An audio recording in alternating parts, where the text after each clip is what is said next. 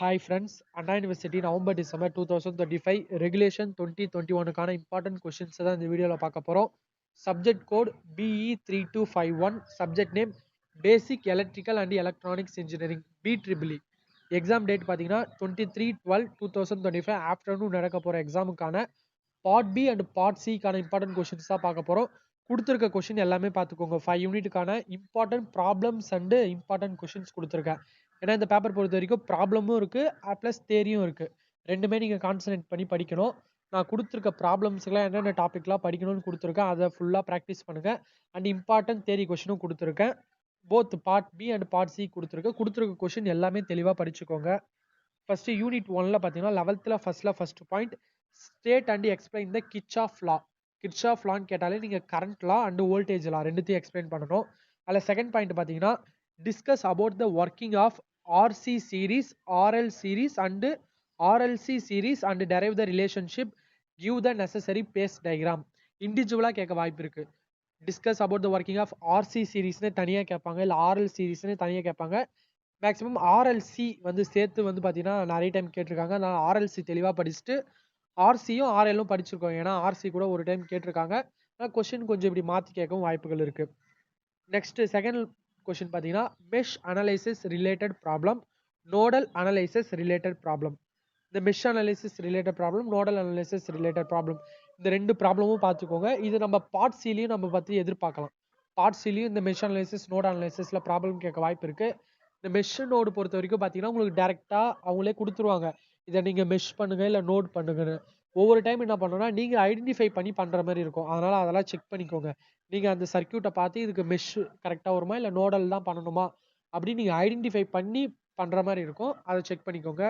அந்த கொஷினை நல்லா அண்டர்ஸ்டாண்ட் பண்ணி பாருங்க.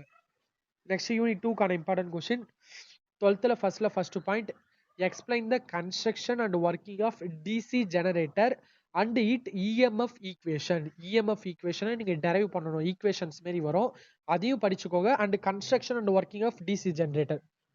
செகண்ட் பாயிண்ட் பார்த்தீங்கன்னா explain the construction, working, types and it application of DC motor. கன்ஸ்ட்ரக்ஷனும் படிங்க, ஒர்க்கிங்கும் படிங்க. டைப்ஸ் இருக்கு, டிசி மோட்டார்ல டைப்ஸ் இருக்கு. அப்புறம் அதோட அப்ளிகேஷன்ஸ் எல்லாமே பார்த்துக்கோங்க. And it torque equation. DC மோட்டாருக்கு பார்த்தீங்கன்னா டார்க் ஈக்குவேஷன் இருக்கும், அந்த டார்க் ஈக்குவேஷனையும் பார்த்துக்கோங்க. இப்போ torque equation of DC motor, EMF equation of DC generator பார்த்தீங்கன்னா ஒரு 6 மார்க்ல கூட கேட்க வாய்ப்புகள் இருக்கு. அப்புறம் செகண்ட் கொஸ்டின்ல ஃபர்ஸ்ட் பாயிண்ட் பார்த்தீங்கன்னா explain the construction and working of 3-phase induction motor. அதில் second point derive the EMF equation of transformer. இந்த 4 கொஸ்டினை தெளிவாக படிச்சுக்கோங்க.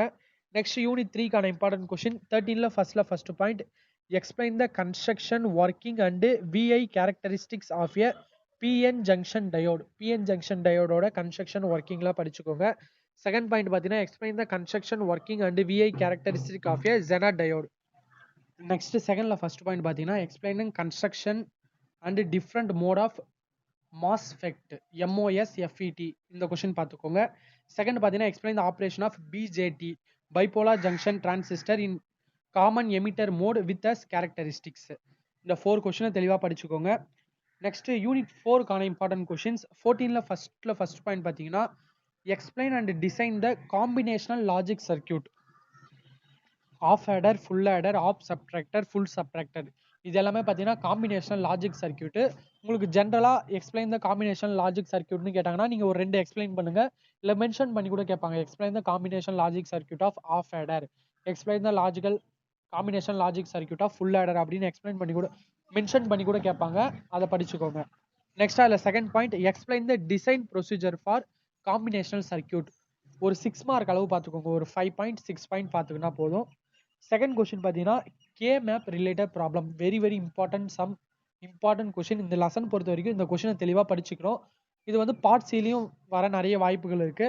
கே மேப் ரிலேட்டட் பொறுத்த வரைக்கும் பார்த்தீங்கன்னா எஸ்ஓபி, உங்களுக்கு ஒரு எக்ஸ்பிரஷன் கொடுத்துட்டு அதை நீங்கள் எஸ்ஓபியா கன்வெர்ட் பண்ணி நீங்கள் பார்த்தீங்கன்னா கே மேப் போடுற மாதிரி இருக்கும், இல்லைனா பிஓஎஸ் போட்டு போடுற மாதிரி இருக்கும், இல்லை டோன்ட் கேர் கண்டிஷனை யூஸ் பண்ணி போடுற மாதிரி இருக்கும், இல்லை டேபிள் ஃபார்மேட்டில் உங்களுக்கு கொடுத்துருவாங்க, ட்ரூத் டேபிள் கொடுத்துருவாங்க டேபிள் ஃபார்மேட்டில்.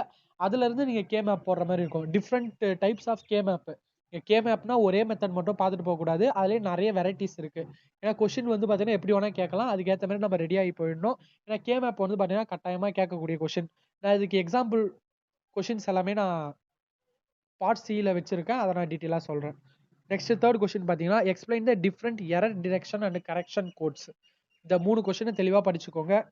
நெக்ஸ்ட் யூனிட் 5க்கான இம்பார்ட்டன்ட் கொஸ்டின் 15ல first point explain DSO digital storage oscilloscope with help of block diagram. Second point explain data acquisition system DAS with help of block diagram and explain role of each component. இந்த 2 கொஸ்டினுமே பார்த்தீங்கன்னா அந்த block diagram ரொம்ப ரொம்ப முக்கியம். Block diagram ரொம்ப ரொம்ப important. Black டயக்ராமை நீட்டாக கரெக்டாக போடுங்க. செகண்ட்ல first point explain the measurement of power in 3-phase circuit using 3 watt meter, 2 watt meter, single watt meter. உங்களுக்கு explain the measurement of power in 3-phase சர்க்யூட்னு ஜென்ரலாக கேட்டாங்கன்னா நீங்கள் இதுலேருந்து 2 வாட் மீட்டரை எடுத்து எக்ஸ்பிளைன் பண்ணலாம், இல்லை மென்ஷன் பண்ணி கூட கேட்பாங்க. Explain the measurement of power in 3-phase circuit using 3 watt meter மட்டும் தனியாக கேட்கலாம், இல்லை 2 வாட் மீட்டர் மட்டும் தனியாகவும் கேட்கலாம். அதனால் அதுக்கேற்ற மாதிரி பார்த்துக்கோங்க. எல்லாமே சிம்பிளாக தான் வரும். டயக்ராம் பார்த்தீங்கன்னா ஒரு டயக்ராம் நீங்கள் சிங்கிள் வாட் மீட்டர் படிச்சிட்டிங்கன்னா அதுலேருந்து அப்படியே கொஞ்சம் எக்ஸ்டெண்ட் பண்ணி வர மாதிரி வரும். ரொம்ப சிம்பிளாக தான் இருக்கும். டயக்ராம் அண்ட் ஈக்குவேஷன் தெளிவாக இருக்கணும். நெக்ஸ்ட் அதில் second point write a short note on instrument transformer such as CT PT. 2 instrument transformer இருக்கு, இதை பற்றி எக்ஸ்பிளைன் பண்ணுற மாதிரி பார்த்துக்கோங்க. நெக்ஸ்ட் பார்ட் சிக்கான இம்பார்ட்டன்ட் கொஸ்டின் பார்த்தீங்கன்னா கே மேப் ரிலேட்டட் ப்ராப்ளம் கேட்கலாம், mesh and nodal analysis based problem கேட்கலாம். தேர்ட் பார்த்தீங்கன்னா கால்குலேட் ஆர்எல்சி சர்க்யூட். இப்போ உங்களுக்கு ஒரு ஆர்எல்சி சர்க்யூட் கொடுத்துருவாங்க. அந்த ஆர்எல்சி சர்க்யூட்டை வச்சு பார்த்தீங்கன்னா நீங்கள் average value, RMS value, instantaneous power, real power, reactive power, apparent power, power factor, current, total impedance, இந்த மாதிரி அவங்க மென்ஷன் பண்ணி கேட்பாங்க. நீங்கள் அதை கண்டுபிடிக்கணும். ஒரு ஆர்எல்சி சர்க்யூட் கொடுத்துருவாங்க, இல்லை ஒரு கிவன் மாதிரி கொடுத்துருவாங்க. அவங்களே வந்து கொஷின் கொடுத்துட்டு உங்களை அதுலேருந்து இதெல்லாம் கண்டுபிடிக்க சொல்லுவாங்க. அதுக்கு என்ன தெரிஞ்சிருக்கணும்னா உங்களுக்கு average value, RMS value, instantaneous power, இது எல்லாத்துக்குமே ஃபார்முலா தெரிஞ்சிருக்கணும். ஃபார்முலா தெரிஞ்சுட்டா நீங்கள் ஈஸியாக போட்டுடலாம். அந்த ஃபார்முலா வந்து நல்லா படிச்சுக்கோங்க. மேக்ஸிமம் பார்த்தீங்கன்னா ஃபர்ஸ்ட் 2 தெளிவாக பார்த்துக்கோங்க. இந்த தேர்ட் ஒன் கூட ஜஸ்ட் ஒரு 2-3 கொஸ்டின் ப்ராக்டிஸ் பண்ணி பாருங்க. இப்போ இதான் வந்து பார்த்தீங்கன்னா ட்ரூத் டேபிள். நான் வந்து டேபிள் ஃபார்மேட்டில் கேட்பாங்கன்னு சொன்னேன்ல, அந்த ட்ரூத் டேபிள் இதுதான். இந்த ஒரு ட்ரூத் டேபிளை தெளிவாக பார்த்துக்கோங்க. இந்த மெத்தடில் தான் டேபிள் ஃபார்மேட்டில் கேட்டால் உங்களுக்கு ட்ரூத் டேபிளை கொடுத்துட்டு இதுலேருந்து நீங்கள் கே மேப் ஃபைன் பண்ணணும். நெக்ஸ்ட் பார்த்தீங்கன்னா செகண்ட் பாயிண்ட், இது வந்து ஆர்எல்சி சீரீஸோ இல்லை ஒரு அவங்க கிவன் கொடுத்துட்டு அதுலேருந்து இம்பிடன்ஸு, கரண்ட்டு, பவர் ஃபேக்டர் இதெல்லாம் கண்டுபிடிக்க சொல்லுவாங்க. இது உங்களுக்கு பார்த்தீங்கன்னா ஃபார்முலா தெரிஞ்சிருந்தால் ஈஸியாக நீங்கள் வந்து பார்த்தீங்கன்னா கண்டுபிடிச்சிடலாம். ஓகே ஃப்ரெண்ட்ஸ், சொன்ன கொஷின்ஸ் அண்ட் கொடுத்தது எல்லாமே தெளிவாக படிச்சுக்கோங்க.